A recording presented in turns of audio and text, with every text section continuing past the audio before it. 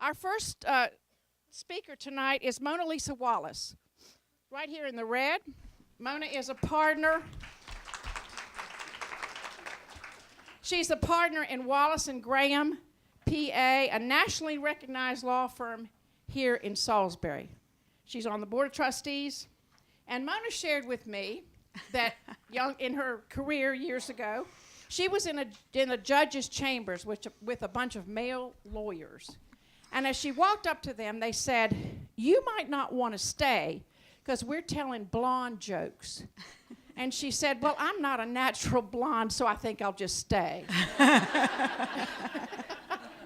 Mona's going to talk about equity in the workplace. Thanks, Mona. Thank you. Well, unfortunately, I never married a quarterback at a college. But it's funny, when Darlene stands up, I never know what you're going to say, and I learn something new about you every time. But she is the chairman of our board of trustees, the first woman, I believe, and is doing an amazing job. So thank you for everything you're doing. I can't tell you how delighted I am to be here. I'm the mother. My husband and I have two young, beautiful girls. One's a lawyer with me at Wallace and Graham, and the other goes to that word Duke and is in the master's program. But I do have to tell you something personal. My daughter is in the hospital as we speak with her husband, having our first grandchild. And so when I'm heading back, and she's just lovely, but this is the point, Darlene, when I let them read what I was going to say, and he has a master's degree in marketing, and she will be taking off 2 months' work, and he will be taking off 2 weeks' work. And that's important because when you hear what I have to say, that is why women continue to not make as much in the workforce. But she has a very kind boss that will let her come and go in her job, so that's one of the issues we're going to talk about. Real fast, I have 10 minutes. When I started out, oh my goodness, if I knew then what I know now. So I really want to talk to you a minute. I started out in 1979. I went to Wake Law School.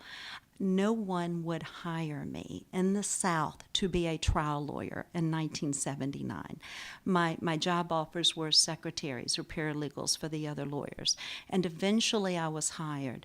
But for literally a decade, there were no women lawyers. Every judge, virtually every judge that I had to have a case in front of back then, that's over 30 years ago, was an older gentleman whose wife nor daughters had been in the workforce. So I remember one of the very first cases I tried in about 1981 in Gastonia. The judge asked me to go type up the order while he sat in the chambers with the other lawyer, and I'd won in front of the jury. And bottom line, I didn't do it. But I didn't see it coming. You know, you didn't kind of expect it. And so I just want to give you some statistics.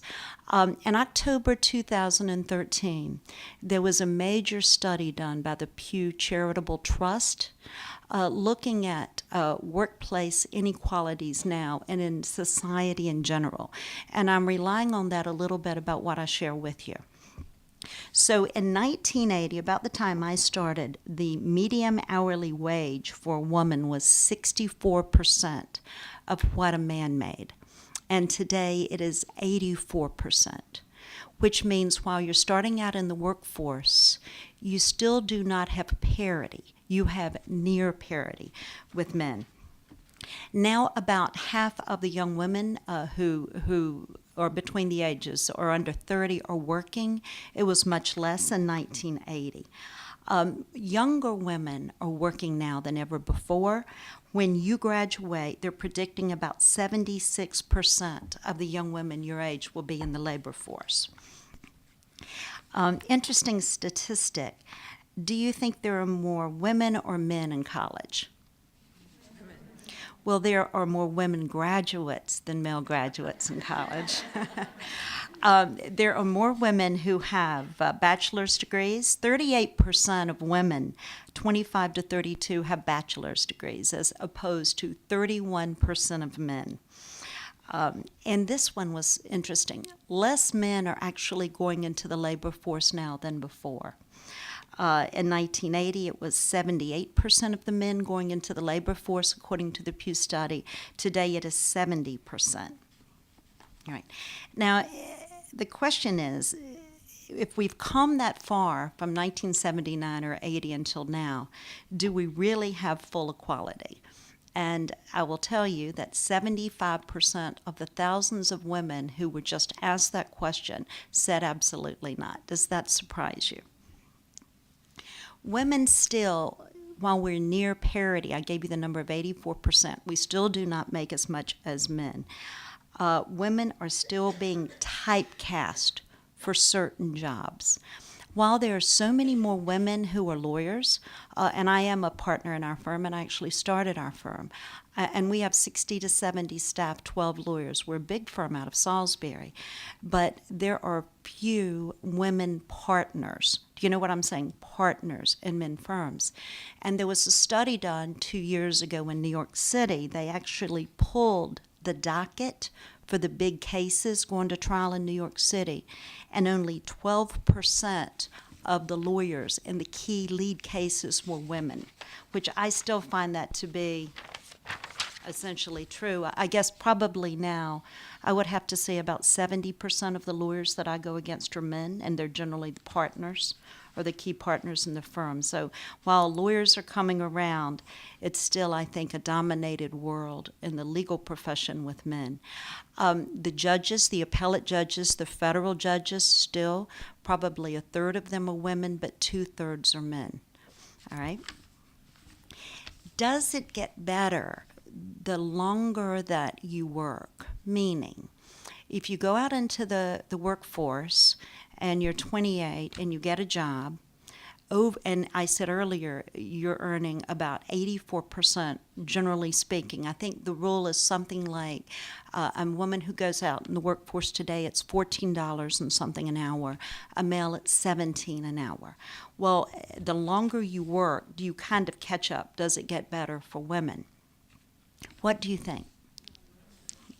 Actually, the spread gets longer or wider for women as opposed to better over time now. Why do you think that is? Men get the promotions, women don't. A lot of that is the fault of women, because women do not step up. They don't mentor each other, and we'll talk about that in a minute, and they don't ask for it. And you get essentially what you asked for. But you know, when I mentioned to my daughter, I did it for a reason, because women still are the ones who generally take off more work for the family. So that makes sense then to men. Although men are becoming amazingly supportive on that. So right now at Wallace and Graham, we have a male lawyer whose wife's getting ready to have a baby. He's taken off 4 weeks. I actually had a female lawyer who worked for me, whose husband quit his job, and he's the primary caretaker. So it is changing. But if you look at it statistically, in the Pew Commission report, 59% of women say that being a working parent makes it harder to advance in their job, as opposed to the 59% of women who say that. Only 19% of men say it makes it more difficult to be a parent to advance in their job.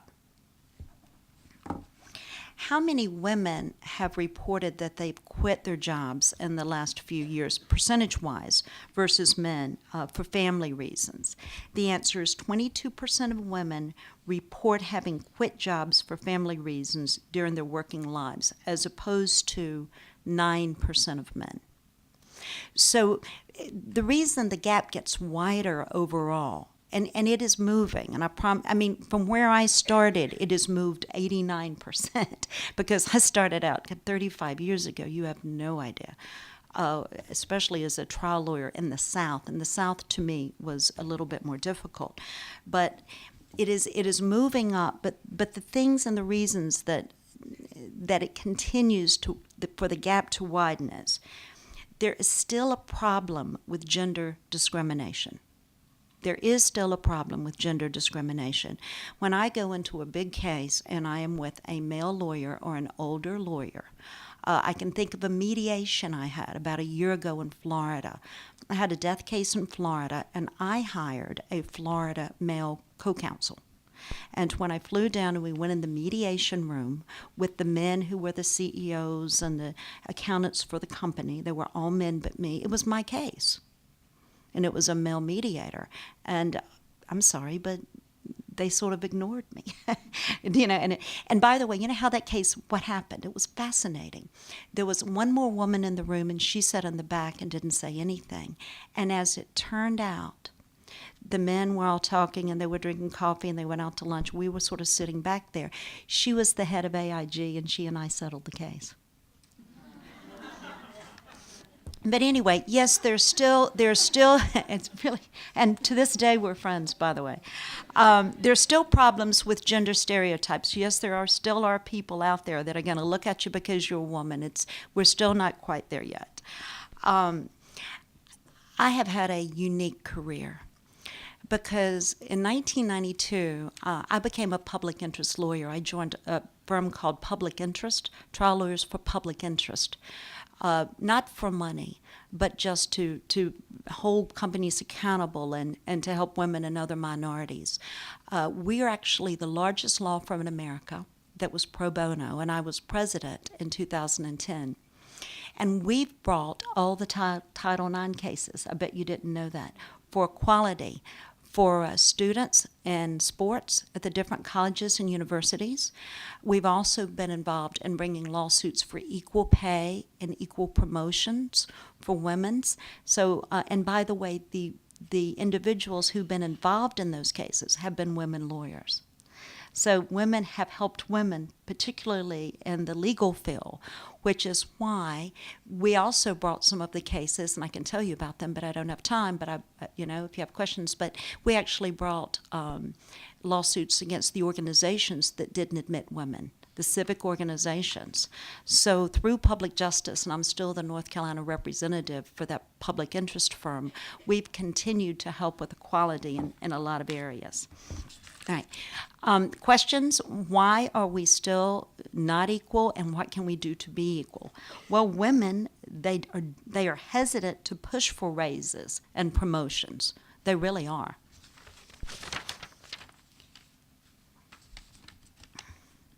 A lot of times women don't ask to be, and some don't aspire to be in higher positions.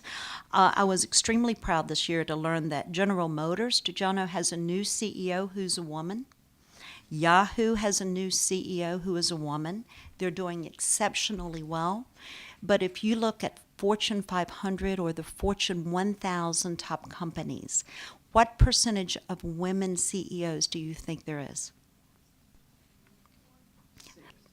4.5%.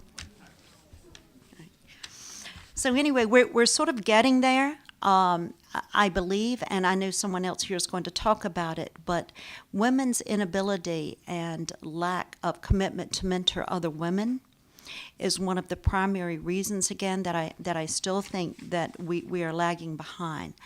I wrote down just 10 suggestions. There's just so many things now that I would do differently. By the way, the thing that I would do differently the most is I would have found a mentor, and I would have had someone to talk with me like this panel is talking to you. I have always dressed like a woman, behaved like a lady, and never tried to, in a man's world, you know what I'm saying, have the attitude. And I think that's actually to me a lot. But my 10 things: keep your head down, work hard, and know your stuff. I promise you, I worked harder. I mean, when my kids were born, I worked at night all the time. I never made cupcakes or cookies and all of that stuff. I bought them all, of course. But I did have a really supportive husband. Establish a group of mentors, number 2. Number 3, have the confidence to take the risk. Number 4, let people know what you do well. You might not do a lot, but what you do well, let them know that. Number 5, don't be afraid of being a woman. That's who you are. Number 6, my most important in today's world, beware of the internet. If I put it in writing on the internet, I assume the state bar will read it, my mother, and every judge I will appear in front of. All right. 7, I'm sorry. Don't care so much about what other people think. 8, keep an open mind. You know, keep an open mind and you're going to be successful because you're going to find it or it's going to find you. Number 9, be brave. And number 10, my daughters say sometimes, maybe I don't mean this, but I promise you I do. Do what makes you happy, whatever that is. I love what I do. I've always been happy with what I do. So do what makes you happy. Thank you. Thanks, Mona. Okay.